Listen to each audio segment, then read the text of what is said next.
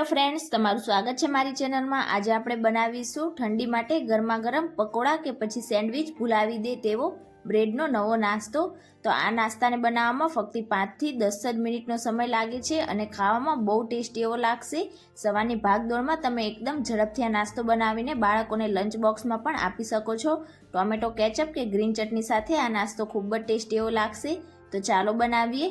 Recipe સારી લાગે તો વિડીયોને લાઇક કરજો, વધુમાં વધુ શેર કરજો અને હજી સુધી ચેનલને સબસ્ક્રાઇબ ના કરી હોય તો સબસ્ક્રાઇબ કરીને બેલ આઇકનને પ્રેસ કરજો એટલે નવી નવી રેસીપીના નોટિફિકેશન આવશે। તો ચાલો બનાવીએ। તો સૌથી પહેલાં તો બ્રેડનો હેલ્ધી નાસ્તો બનાવવા માટે આપણે બાઉલમાં 1 કપ ચણાનો લોટ ઉમેરીશું અને હવે તેમાં બધા વેજીટેબલ્સ ઉમેરીશું। તો સૌથી પહેલાં તો તેમાં એક મીડિયમ સાઇઝની ઝીણી કટ કરેલી ડુંગળી ઉમેરીશું, એક ઝીણું કટ કરેલું ટામેટું ઉમેરીશું, અડધું કેપ્સિકમ આ રીતે ઝીણું કટ કરીને ઉમેરીશું, 1 ટીસ્પૂન આદુ અને લીલા મરચાંની પેસ્ટ ઉમેરીશું, થોડાક ઝીણા કટ કરેલા લીલા ધાણા ઉમેરીશું। આ સિવાય તમે આ નાસ્તામાં ઝીણા કટ કરેલા ગાજરનો ઉપયોગ પણ કરી શકો છો કે તમને જે વેજીટેબલ્સ પસંદ હોય તે ઉમેરી શકો છો। હવે તેમાં 1 ટીસ્પૂન મીઠું ઉમેરીશું, 1 ટીસ્પૂન રેડ ચીલી ફ્લેક્સ ઉમેરીશું। તો જો રેડ ચીલી ફ્લેક્સ તમારા ઘરમાં અવેલેબલ ના હોય તો તેની જગ્યાએ તમે લાલ મરચું પાવડરનો ઉપયોગ પણ કરી શકો છો, પણ રેડ ચીલી ફ્લેક્સ ઉમેરવાથી આ નાસ્તાનો ટેસ્ટ વધારે સારો લાગશે। અડધી ટીસ્પૂન હળદર પાવડર ઉમેરીશું અને હવે સૌથી પહેલાં તો આપણે બધા જ મસાલા અને વેજીટેબલ્સને ચણાના લોટ સાથે સારી રીતે મિક્સ કરીશું અને આ રીતે બધા જ વેજીટેબલ્સ એકદમ સારી રીતે મિક્સ થઈ જાય એટલે હવે આપણે આ લોટમાંથી બેટર બનાવીને તૈયાર કરવાનું છે। તો હવે તેમાં થોડું થોડું પાણી ઉમેરતા જઈશું અને વધારે જાડું પણ નહીં અને વધારે પડતું પાતળું પણ નહીં, એ રીતનું મીડિયમ કન્સિસ્ટન્સીવાળું બેટર બનાવીને તૈયાર કરીશું।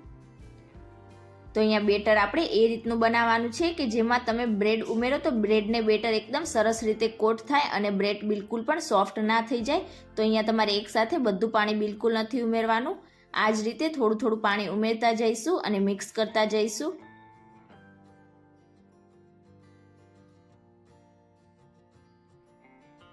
તો અહીંયા તમે જોઈ શકો છો મેં થોડું થોડું પાણી ઉમેરીને આ રીતનું બેટર બનાવીને તૈયાર કરી લીધું છે અને આટલું બેટર બનાવવામાં મારે 1 કપ જેટલા પાણીનો યુઝ થયો છે। તો બેટરની કન્સિસ્ટન્સી તમારે આ જ રીતની રાખવાની છે, જાડી પણ નહીં અને વધુ પડતી પાતળી પણ નહીં। તો અહીંયા મેં થોડીક બ્રેડ લઈ લીધેલી છે, બ્રેડ તમારા ઘરમાં જે ખવાતી હોય બંનેમાંથી તમે કોઈ પણ બ્રેડનો ઉપયોગ કરી શકો છો। તો હવે આપણે ઝડપથી નાસ્તો બનાવીને તૈયાર કરીશું। તો અહીંયા મેં ગેસ ઉપર એક નોનસ્ટિક તવો રાખેલો છે અને તવાને આ રીતે આપણે થોડાક તેલથી ગ્રીસ કરી લઈશું। હવે આપણે જે બેટર બનાવીને તૈયાર કરેલું છે તેમાં આ રીતે એક બ્રેડની સ્લાઇસ રાખીશું અને સ્લાઇસને આપણે બેટરથી બધી બાજુથી એકદમ સારી રીતે કોટ કરી લઈશું અને આ રીતે બેટરથી કોટ થઈ જાય એટલે આપણે બ્રેડ સ્લાઇસને તવા ઉપર રાખીશું। તો આપણે આ બ્રેડને તરત નથી પલટવાની, ઉપરથી આપણું બેટર એકદમ સરસ રીતે ડ્રાય થઈ જાય ત્યાર પછી તેને પલટીશું અને આ રીતે આપણે બ્રેડની ઉપર અને કિનારી પર થોડુંક તેલ ઉમેરીશું।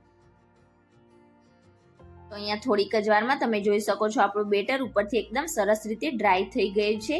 તો હવે આપણે બ્રેડની સ્લાઇસને પલટીશું।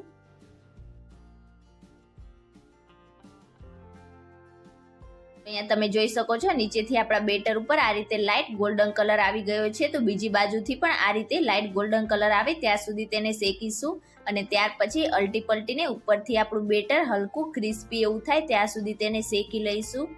તો ઉપરથી આપણો આ નાસ્તો એકદમ સરસ ક્રિસ્પી બનશે અને અંદરથી એકદમ સોફ્ટ બનશે અને આ રીતે તમે સવારની ભાગદોડમાં ફક્ત 5 થી 10 જ મિનિટમાં આ નાસ્તો બનાવીને બાળકોને લંચ બોક્સમાં પણ આપી શકો છો। તો અહીંયા તમે જોઈ શકો છો આપણું બેટર બંને સાઈડથી આ રીતે એકદમ સરસ હલકું ક્રિસ્પી એવું થઈ ગયું છે। તો આ રીતે થોડુંક ક્રિસ્પી એવું થાય ત્યાં સુધી તમે તેને શેકાવા દેશો એટલે ખાવામાં આ નાસ્તો એકદમ ટેસ્ટી એવો લાગશે। તો અહીંયા આપણે આ જ રીતે બાકીના બધા જ બ્રેડમાંથી આ રીતે નાસ્તો બનાવીને તૈયાર કરી લઈશું। તો જો ઘરમાં બ્રેડ વધી હોય તો તમે એકવાર આ રીતે બ્રેડનો નવો નાસ્તો બનાવીને ચોક્કસથી ટ્રાય કરજો, હેલ્ધી પણ છે અને ખાવામાં બહુ ટેસ્ટી એવો લાગશે। આ નાસ્તાને તમે ટોમેટો કેચઅપ કે ગ્રીન ચટણી સાથે સર્વ કરી શકો છો અને બાળકોને લંચ બોક્સમાં પણ આપી શકો છો, ખાવામાં બહુ ટેસ્ટી એવો લાગશે। તો આજની મારી રેસીપી તમને કેવી લાગી મને કમેન્ટ કરીને ચોક્કસથી જણાવજો। રેસીપી સારી લાગી હોય તો વિડીયોને લાઇક કરજો, વધારેમાં વધારે શેર કરજો અને ચેનલને સબસ્ક્રાઈબ કરીને બેલ આઇકનને પ્રેસ કરજો એટલે નવી નવી રેસીપીના નોટિફિકેશન આવશે. Thank you for watching.